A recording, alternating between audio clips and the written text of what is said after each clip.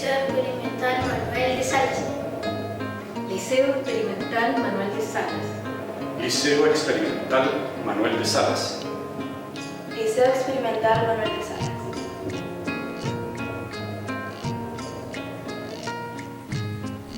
Es un liceo que va a ensayar nuevos caminos pedagógicos e institucionales y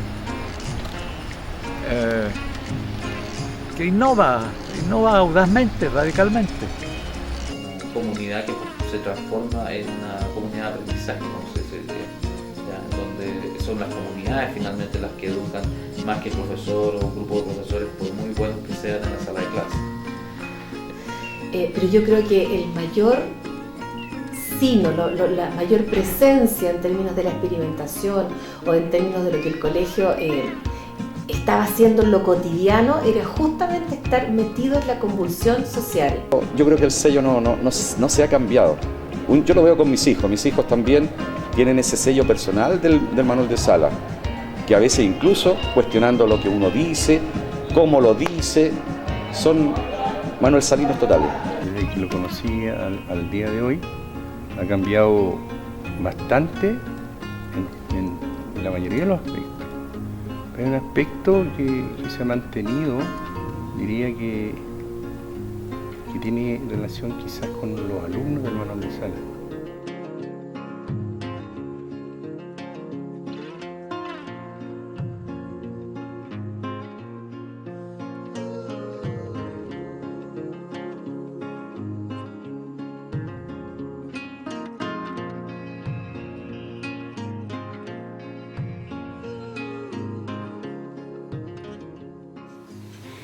Fue un tiempo diferente, un sistema diferente. Chile quería formar una escuela democrática. Su primer avance fue el Liceo Experimental Manuel de Salas.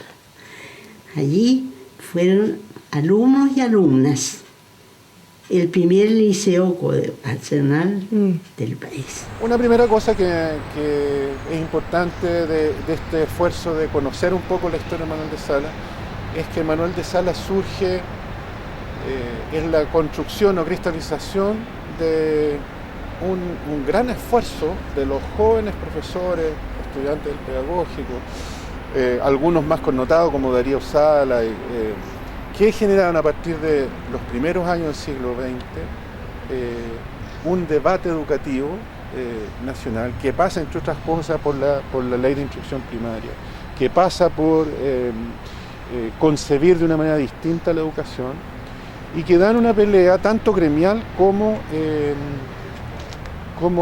podríamos decir, ideológica desde el punto de vista de la educación, en los años 10, en los años 20, en los años 30. En 1932,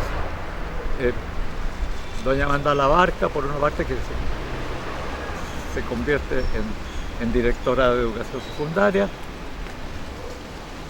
Prohija promueve que se funde un liceo experimental porque ella había sido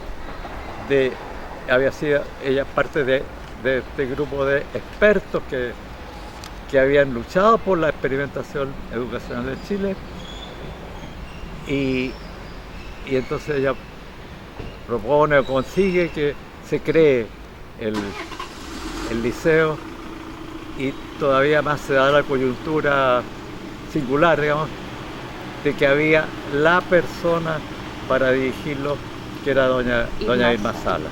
La gran promotora de toda esta transformación, que era doña Irma Salas, dicho sea de paso, era una persona excepcional, doña Irma, por su talento, por su cultura, por su tesón para promover esta innovación educativa, ¿entiendes?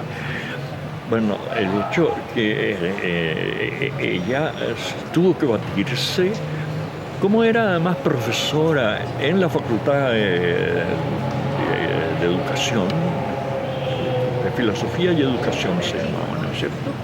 Como era profesora allí, se permitió el lujo de seleccionar y de seducir también, convirtió en sus colaboradores y sus discípulos a un cierto número de profesores.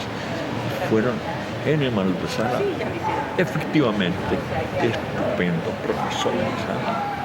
En fin.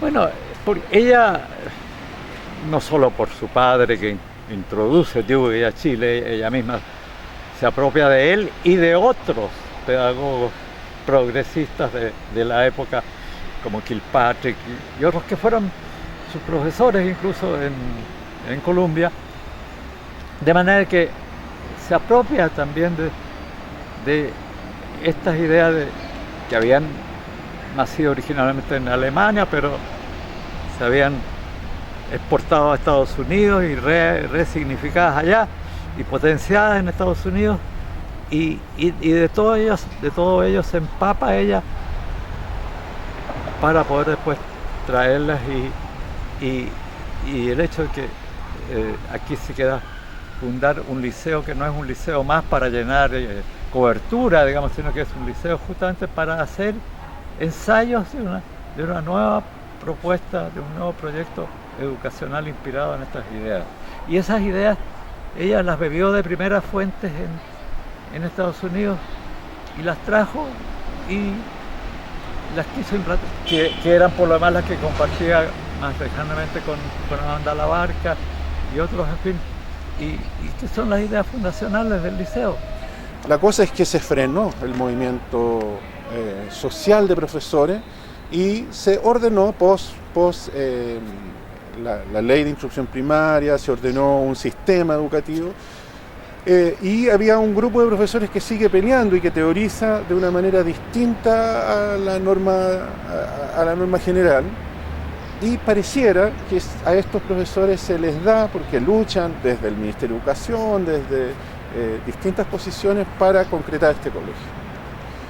Entonces uno podría decir, y es una cosa que yo por lo menos siento firme, el Manuel de Salas es hijo de un movimiento social de la educación, y es un hijo de un movimiento social que nace haciendo contrapunto a los modelos formales y tradicionales de la educación.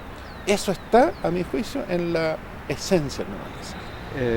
A mí siempre me ha sorprendido que en la sociedad chilena de la década del 30 se funde un liceo coeducacional y que hombres, niños y niñas se eduquen juntos en el aula, en los recreos, en todas partes en el liceo.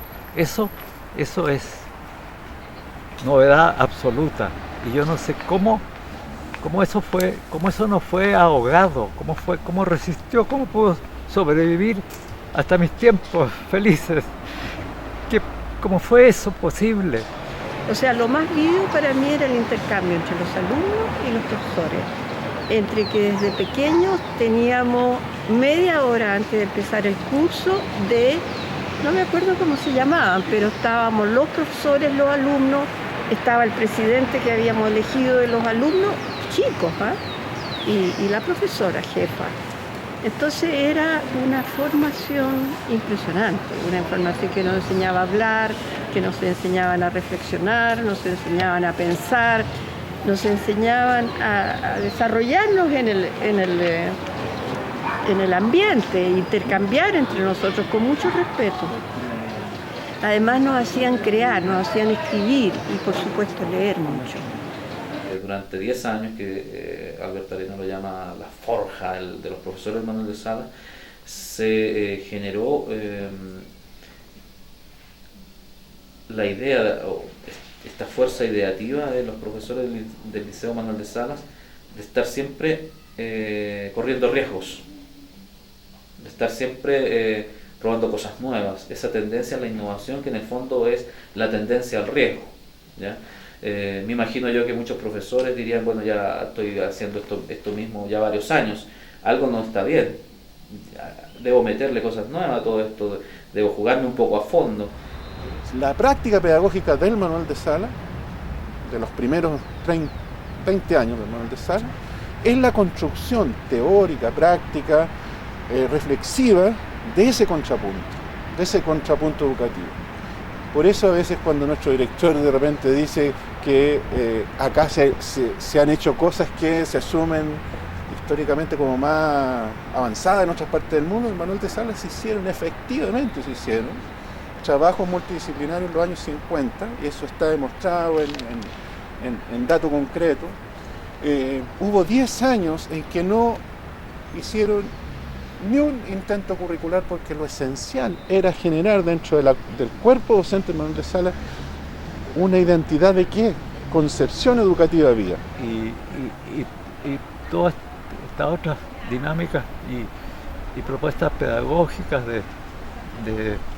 que se apartaban del liceo tradicional memorístico, enciclopédico, estas nuevas relaciones al interior de lo que se llama la comunidad educativa, esta mayor horizontalidad, las relaciones entre profesores y alumnos, los modos de aprendizaje activos, en fin, todo era distinto, digamos, al liceo tradicional. Allí fueron directoras y profesores en una abierta comunidad. Allí fueron profesores que interactuaban en sus disciplinas, del profesor de trabajos manuales, a quien perseguíamos para que nos ayudara a construir instrumentos para nuestras clases, hasta el profesor de gimnasia.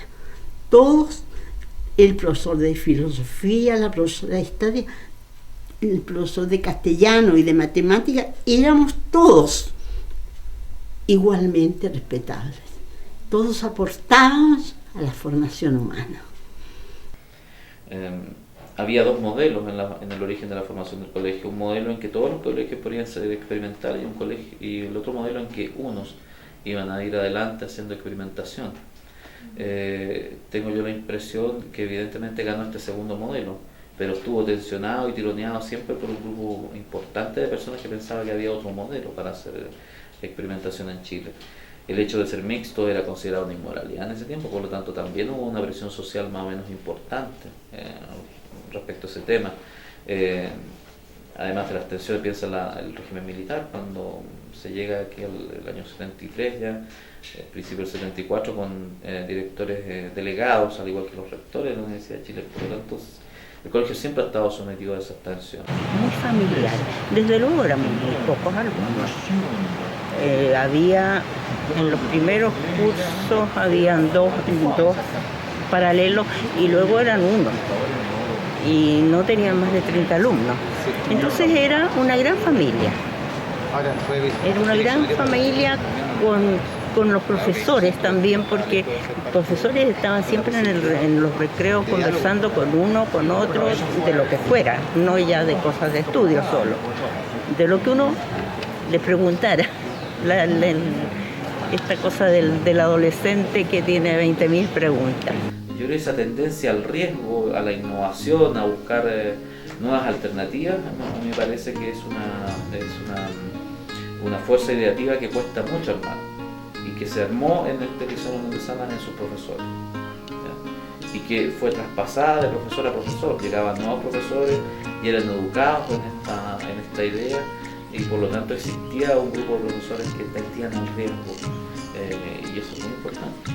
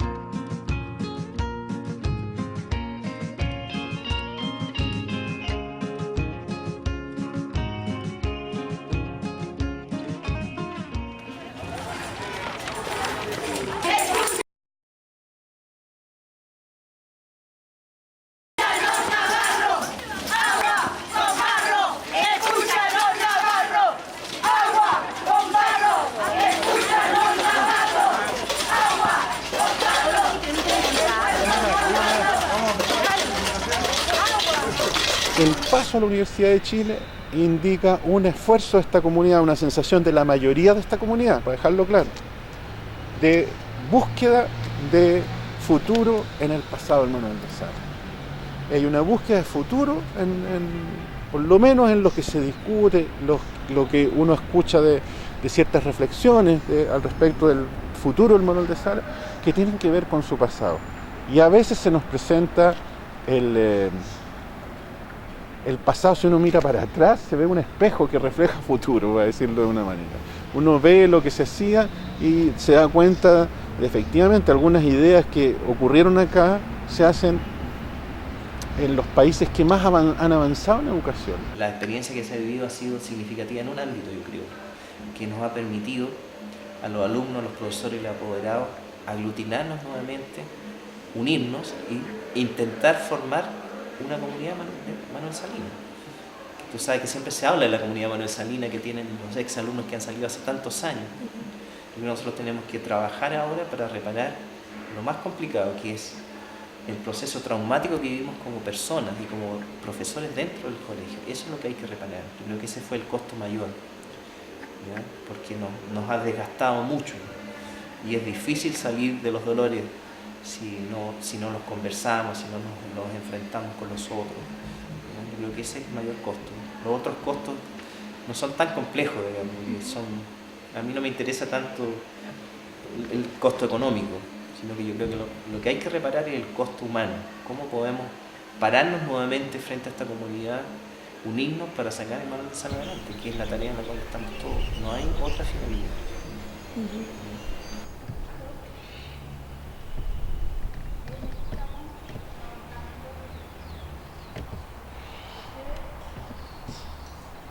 Yo me acuerdo que era como un país en miniatura de niños, digamos, o adolescentes, donde habían extrema izquierda y extrema derecha, digamos. Estaba Patria y Libertad, la CNI estaba dentro del colegio, y habíamos unidades de la JR, es decir, las Juventudes del MIR. Era una época alucinante desde el punto de vista de esa lógica de antagonismo por ocupar el espacio, digamos, y afirmar una diferencia con respecto a la dictadura y todo lo que estaba detrás de esta, digamos, su estructura de valores, la idea que promovía como sistema, digamos. Lógico, yo fui profesora jefe de un curso donde los chiquillos se fueron y tomaron el liceo Arturo Alessandri Palma.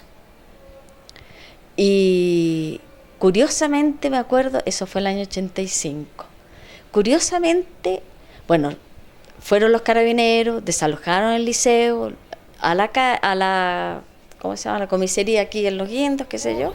Hubo varios compañeros que fueron y otros que no, que nos quedamos, digamos, en apoyo de la prensa o ir a rescatar a los compañeros de la comisaría, etc. Pero fueron como 20 cabros de acá los que definitivamente fueron y los tomaron presos a todos. Un par se salvaron, el Cicali Ponte tú se escondió, otro y le hicieron ojito a unos profes, pero ahí tomaron presos, yo no sé cuántos, será como, que contará la historia, pero no quiero poner un mito, pero deben haber sido como 500 secundarios de todo Santiago que Bueno, esa toma votó un ministro. Claro, el ministro de Educación. Que una de las pocas veces... ¿Quién era? ¿Se acuerdan? Gaete. Los apoderados no se hicieron cargo de los chiquillos. Le dijeron no. Llamaron a los apoderados y los apoderados le dijeron no. El liceo se hace cargo. El liceo se hace cargo y ahí fue el director a sacarlo a los chiquillos y qué sé yo. Y los chiquillos después aquí en el liceo permanecieron. O sea, no fueron echados. Si es por eso, o sea, y digo 85, porque era bastante agitada la situación en ese instante, por eso lo estoy diciendo. O sea, estaban un poco más protegidos los alumnos de este colegio, en ese sentido, por el colegio mismo, por la comunidad. Es curioso, pero parece ser que sí. Claro. O los padres confiaban tanto en que el liceo se iba a hacer cargo de sus hijos, no sé, pero fue muy, muy curioso, porque se supone que eran los padres los responsables de estas criaturas y no el liceo, pero fue así. Y fue bueno. pero además yo creo que la mayor experiencia es como el Manuel de Salas fue mini sociedad. Aquí adentro era convulsión de lo que ocurría afuera, se discutía, era discurso, era acción, los recreos no eran planos, siempre había este intercambiar, siempre había este estar conversando sobre algo. Además el Manuel de Salas en esa época era además tan particularmente heterogéneo, ¿ya? Porque efectivamente teníamos desde corrientes políticas, desde corrientes además religiosas, la comunidad judía era muy fuerte acá en Manuel de Salas en aquella época, por dar un ejemplo, otras también. Entonces, a mi modo de ver, muy humilde, creo que el mayor sino, la mayor fuerza en esta experimentación no era solo lo que ocurría dentro de la sala de clase como proyecto pedagógico, que ya era interesante y fuerte, era todo lo que ocurría fuera de los muros de la sala de clase. No están todos los estudiantes participando de esa reflexión. También nosotros nos damos cuenta que hay montones de cursos, sobre todo séptimo, octavo, pero también la media, hay mucha gente que no participa de esto, o bien que dice participar, pero en realidad no se lo toma en serio. Ahora, con esa información nosotros podríamos cuestionar cómo los estudiantes han realizado las reflexiones y qué tan fuerte es la convocatoria que tienen. Pero yo siento que ese cuestionamiento lo deben realizar ellos, por sus propios racionamientos. Quizás nosotros podemos orientarlos o pronunciarnos respecto de críticamente o reflexivamente respecto de cómo se están llevando esas reflexiones, respecto de cómo capturar la atención de aquellas personas que no participan, o derechamente cuestionar si es que es necesario emplazar a todo mundo de una manera casi como obligatoria a que reflexionen. Pero yo creo que esa reflexión, ese análisis debe ir por parte de los estudiantes. Por tanto, yo creo que la cosa aquí está bien clara. Nosotros como profesores no hemos tenido una postura porque no tenemos claridad de las cosas que se están discutiendo en muchos casos, no digo que todos, pero hay cuestiones que claramente no se saben. Obligación, como dice el profesor, es nuestra es saber efectivamente lo que está pasando, un deber ético tenemos frente a ese tema. Lo otro, el director con justa razón está solicitando que nosotros tengamos una postura frente a un tema que no nos incumbe. Yo les digo, el año que nosotros estuvimos en toma, hicimos mesa de diálogo con profesores, apoderados, la dirección de ese momento, un montón de personas, y finalmente los estudiantes son autónomos a hacer lo que tienen conveniente. Nosotros podemos tener una postura, y muchas veces en ese momento se los dijeron a los estudiantes que estaban en toma que no querían más toma después de ya varias semanas, y siguieron con la toma. ¿Crees que alguien va a detener una toma al Manuel de Salas? Nadie. Es que ese es el tema, sí, es el tema. Sí, nosotros Ahora, podemos decir que uno puede sacar una declaración bien amarilla en ese sentido como profesor, en el sentido de que podemos decir que mira, que no creemos que es lo más conveniente, que puede ser que nos perjudique, pero que nosotros entendemos también la autonomía de ellos, pero todos sabemos claramente que en el subtexto, claro, y creemos que pero claramente sabemos que en el subtexto de eso no vale nada. Te lo digo por lo que yo comentaba, nosotros hicimos millones de veces tratando de... Metimos la cuchara muchas veces para ver si acaso efectivamente podíamos parar este cuento de la toma que duró más de un mes. Nunca fue posible, no fue posible. Porque ellos tienen una autonomía, o sea, ¿qué vamos a hacer nosotros? Y bueno, promovemos eso también dentro del ideario pedagógico, Pero entonces ¿cómo le vamos a decir qué hacer o no dentro de un movimiento político? Pero insisto, nosotros podemos... Yo siento que la cosa no va por el lado... No, es nuestra opinión. De decirles qué es lo que vamos a hacer. Es una opinión, por eso digo que es amarilla. Tenemos que confiar en lo que salga de la opinión de todos los profes va a ser una postura centrada en ciertos aspectos, en ciertos argumentos, y confiar en que los cabros van a considerar esa opinión, pero que no van a sentirse condicionados por la opinión. Porque además ellos la están pidiendo. Pero claro. Ellos están pidiendo que nosotros... Claro. Pero ellos no están pidiendo que les digan sí o no toma. Están pidiendo... El parecer. Lo que Jorge lo que quiere en el fondo es decir, cuando tengan el colegio, estén informando nosotros como colegio, estamos los apoderados, los profesores en contra, pero hay más allá que, sino más que eso. Entonces yo creo que no hay que meterse en la discusión de nosotros no queremos que ustedes se tomen el colegio porque es tirarse al vacío ahí, porque no tienen ni un peso, pero sí comentar que nosotros respetamos sus decisiones y que por sobre todo creemos que a lo mejor esto no puede ser lo más conveniente, pero más allá de eso que no vamos a hacer mucho más, si no podemos hacer mucho más que eso. Nuestro proyecto se basaba básicamente en construir comunidad para construir la educación que queremos, es decir, con nuestra comunidad levantamos nuestro petitorio interno que tiene que ver con reformulaciones pedagógicas y políticas educativas. Entonces, ¿qué hacemos ahora? O sea, yo creo que la comunidad, obvio que se va creando, ¿cachai? es algo lógico porque todos, o sea, yo creo que todos ya se cachan. El tema es qué hacemos con, acá cuántos somos. La comunidad somos todos y no somos solo nosotros. Yo creo que eso es algo que no tenemos que perder de vista. Y ayer me di cuenta cuando estaba en el Foro de Eventos Populares, o el taller, no sé lo que era, que tenemos que considerar que somos solamente nosotros y que la comunidad somos todos. Si queremos crear una base intelectual y hacer comunidad, bueno, eso se puede dar en el proceso de lucha y eso depende de nosotros nomás. Tampoco vamos a decir que no hemos hecho nada porque hemos tenido foros. De hecho hoy día vamos a tener un foro de anarquismo y marxismo. Bueno, se suspendió, pero así podemos ir construyendo una base intelectual en paralelo a la lucha. El colegio era un reflejo fiel de la realidad nacional. Habían alumnos, ¿no es cierto?, de los dos bandos. En algunas semanas habían paros por uno y a la semana siguiente paros por el otro lado. Lo mismo ocurría en los consejos profesores. Era algo bien especial, era algo complejo. Yo era un profesor totalmente nuevo, ¿cierto? Y era bastante impactante, digamos, lo que sucedía en el momento político nacional y obviamente también se manifestaba en el colegio. El Liceo Manuel de Salas se caracterizó siempre por la participación política, por la participación social en Chile. Sí, siempre hubo. Siempre hubo gente que tendía un poco a desafiar, pero lamentablemente el poder era mayor. Así que luego con los nuevos aires, con la democratización, la vuelta a la democracia, ¿cierto? Ya tuvimos como que Manuel de Salas recuperó un espíritu, el espíritu que debe tener un alumno Manuel Salino, donde tiene que reflexionar y tiene que tener una visión crítica. Es el alumno que masca pero no traga, el alumno que tiene que reflexionar sobre lo que se le está entregando. Entonces, este es el contexto que vivimos, po. El contexto que ellos mismos predijeron, el contexto que ellos decían, bueno, que si gana el no, vamos a tener una democracia falsa y van a instalar un sistema de trabajo, de vivienda, de salud y de educación que no iba a ser mierda.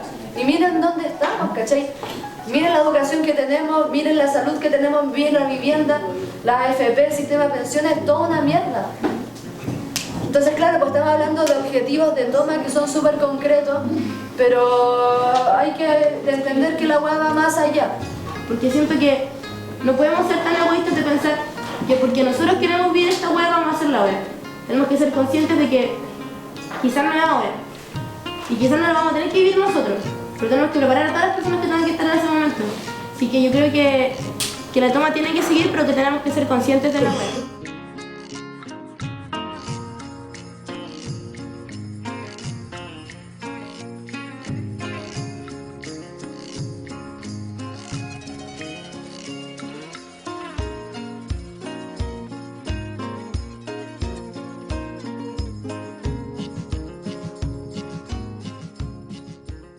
Comienza a transmitir LMS Televisión.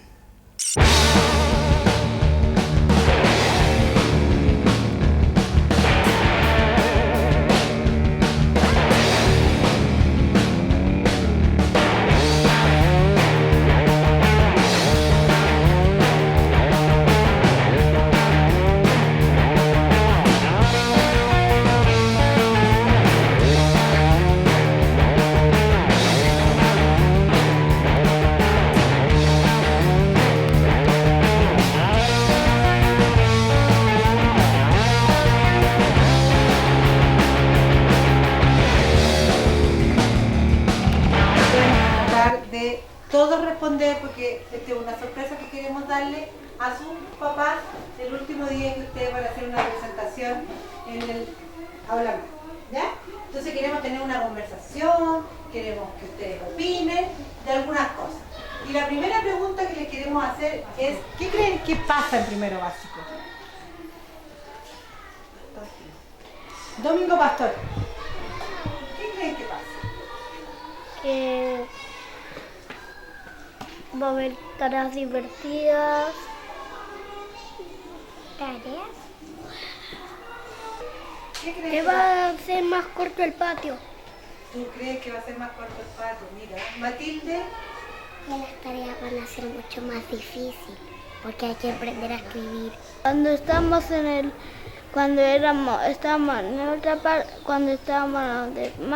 más chicos, conocíamos a algunos amigos y por fin los podemos conocer más rato porque están en el otro lado. Que el patio del otro lado puede ser corto, pero es muy grande. Raimundo.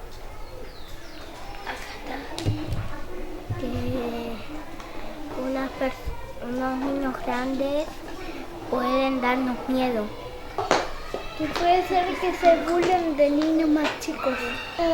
Que puede que las tías no sean iguales y que ellas no nos quieren tanto como a nosotros. Que algunos niños grandes pueden hacer daño.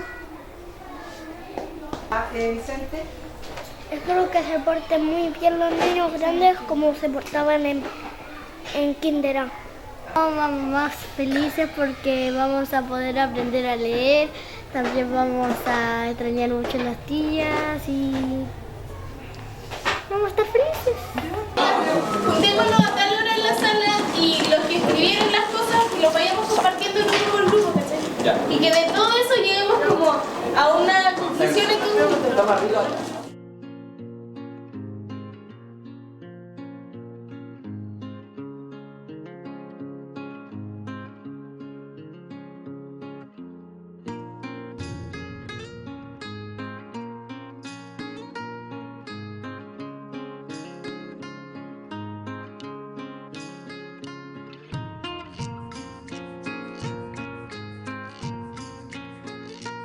Igual hay muchos ámbitos, ¿cachai? Pone tú en general, la gran mayoría de todos los alumnos del colegio están a favor de estas movilizaciones.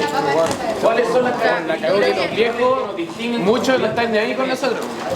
Trabajar más en comunidad, como que las decisiones se tomen como de los estudiantes, de los profesores y de los apoderados, todos juntos.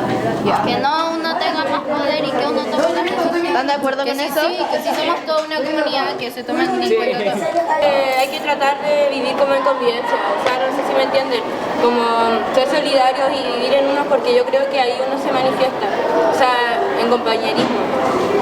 Eso. Solo hablan como de primero a cuarto, séptimo y octavo no estamos metidos. Es que aunque nos metan a las asambleas, igual las decisiones terminan siendo como de los cuartos, de los terceros.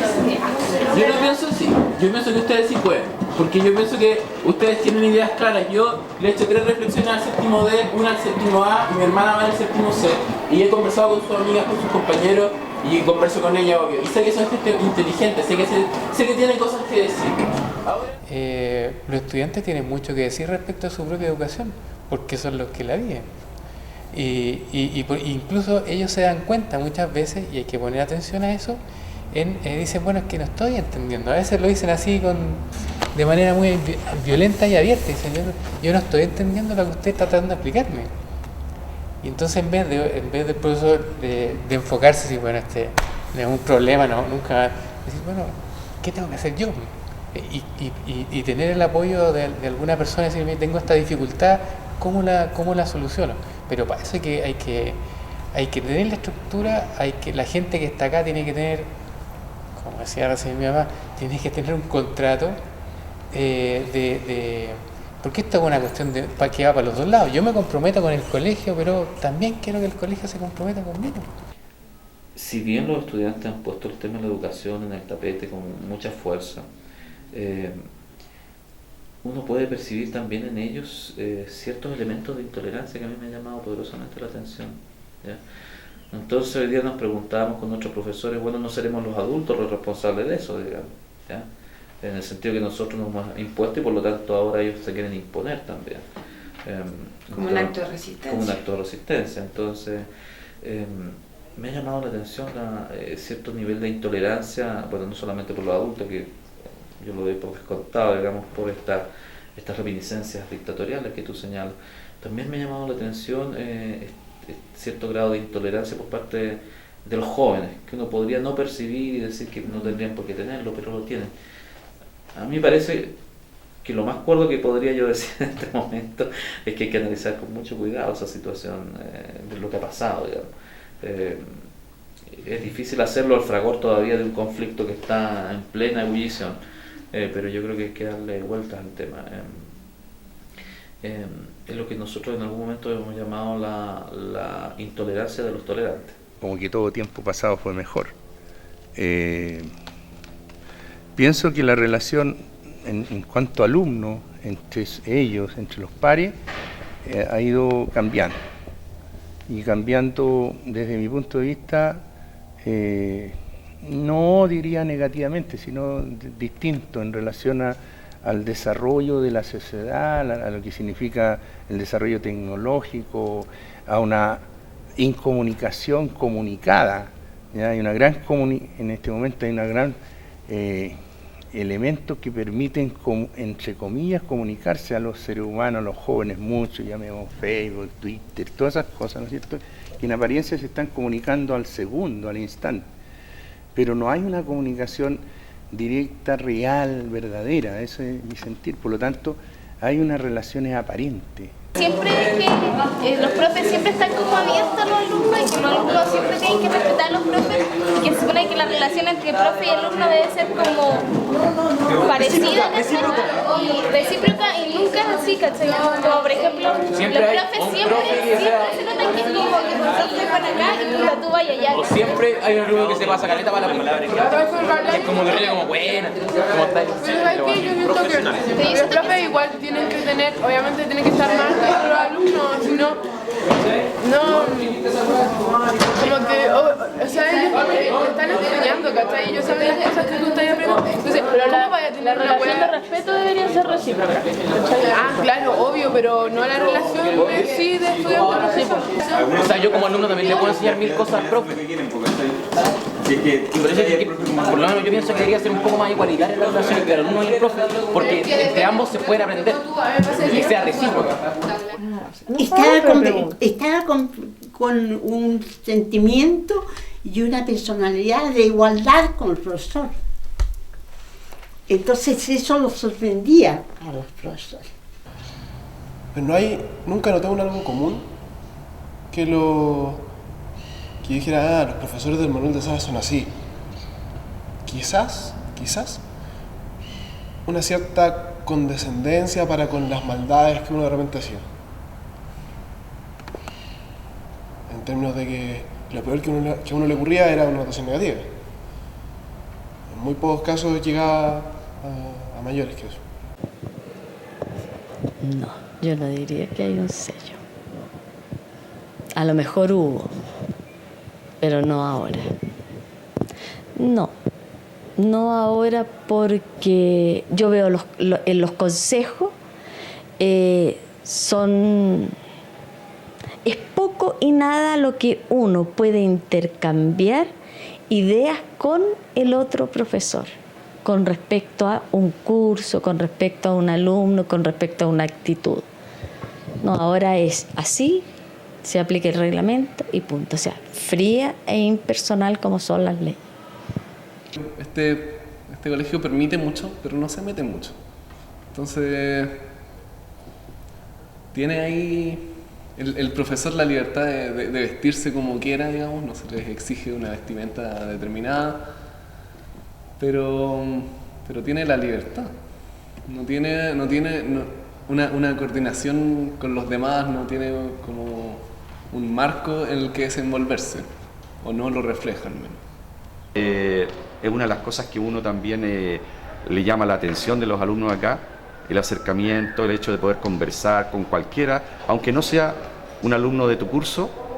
Por ejemplo, si estoy en un turno en el patio o en el parque, uno puede estar conversando con cualquier alumno que te plantee alguna situación de la vida cotidiana, del partido de fútbol, de cualquier tema. Siempre el alumno Manuel Salino tiene ese broche, digamos, de apuntar justo, acercarte, conversar contigo, plantearte preguntas, inquietudes, de todo tipo. Sí, hoy día se paga.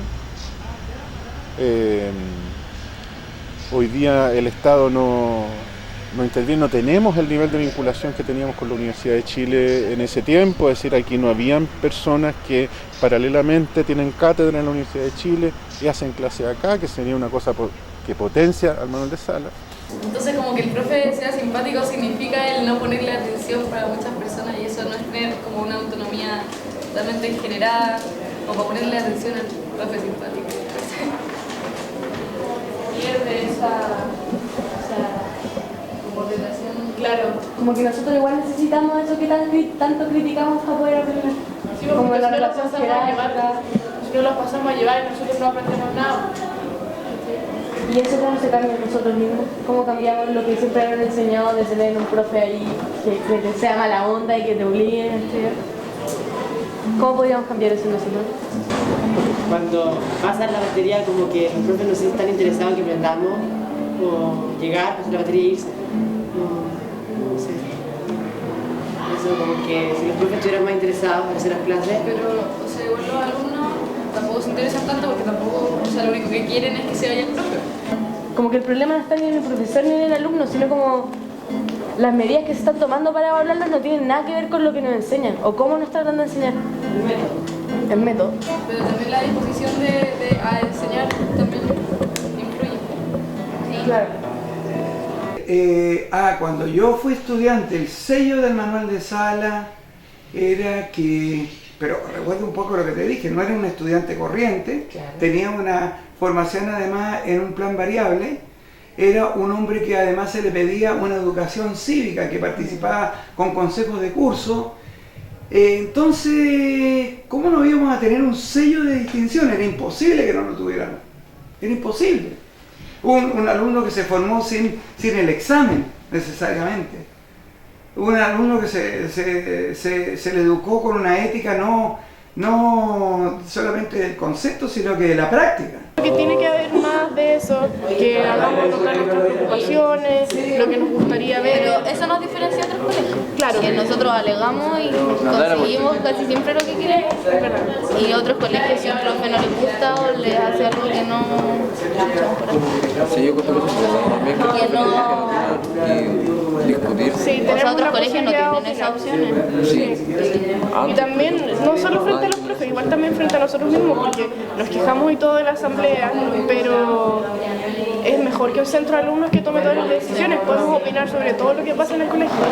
Y muy distinto al resto de los colegios. Cuando entramos a la universidad nos hicieron no sé cómo se llama hoy día, la separaban, no el bullying de golpe, sino que nos rechazaron. ¿En serio?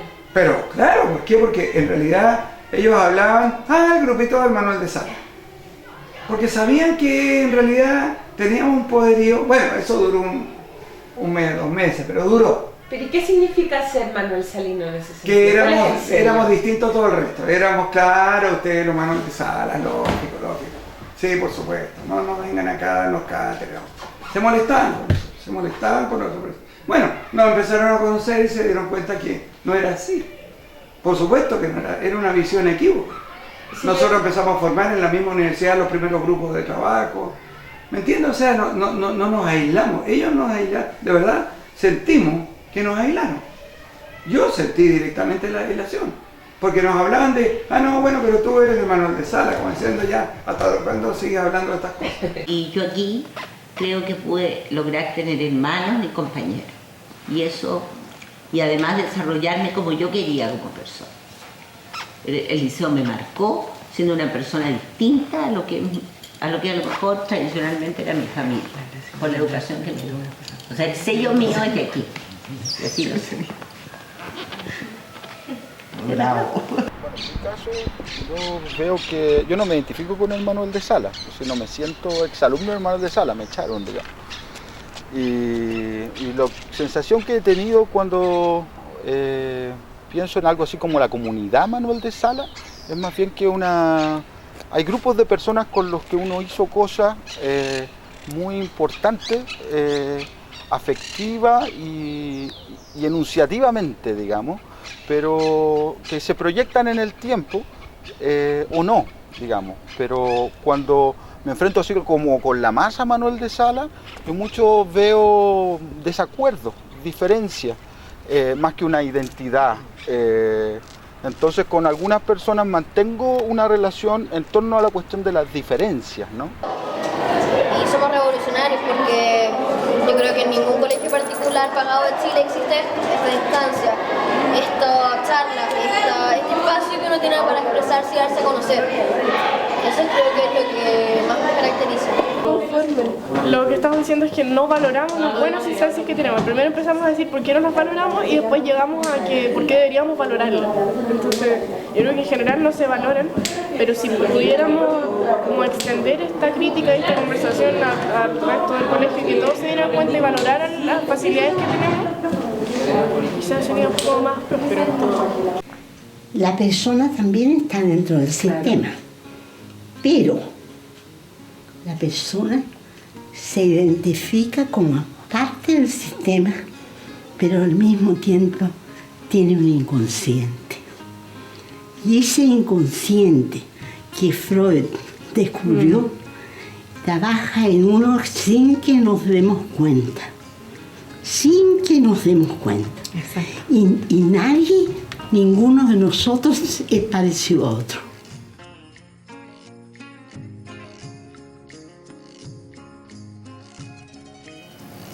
Una comunidad. Me voy a jugar por autonomía. Desarrollo integral. Eso es lo que hizo Manuel de Salas en mí. Música. Contradicción. Rayado. Diversidad. Convivir en diversidad, aprender a estar con gente distinta. Gratitud y felicidad. El Liceo Manuel de Salas es mi vida.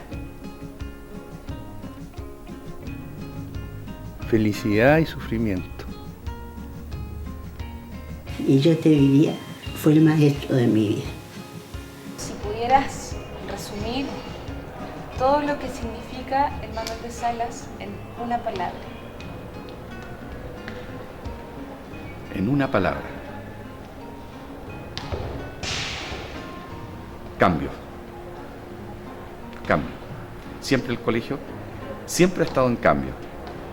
Y los cambios, ojalá ahora sean positivos, que se vayan proyectando, como decía anteriormente, yo lo veo con una palabra, cambios. Para mí Manuel de Salas es una apuesta, digamos. Y todos los días y todos los meses y todos los años estamos haciendo apuestas. Apostando a que algo va a salir bien. Nadie nos asegura el éxito. Nadie nos asegura que esta cuestión va a terminar bien. Pero la jugada está hecha. Y es un movimiento.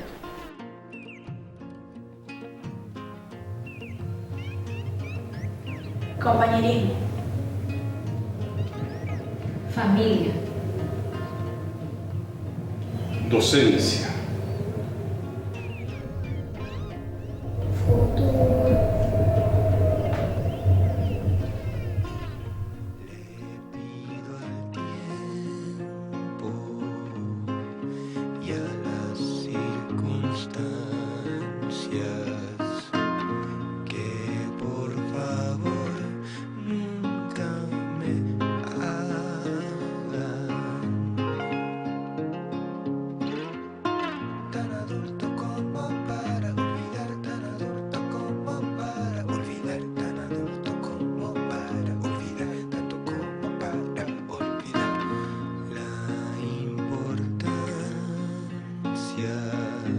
De la diferencia.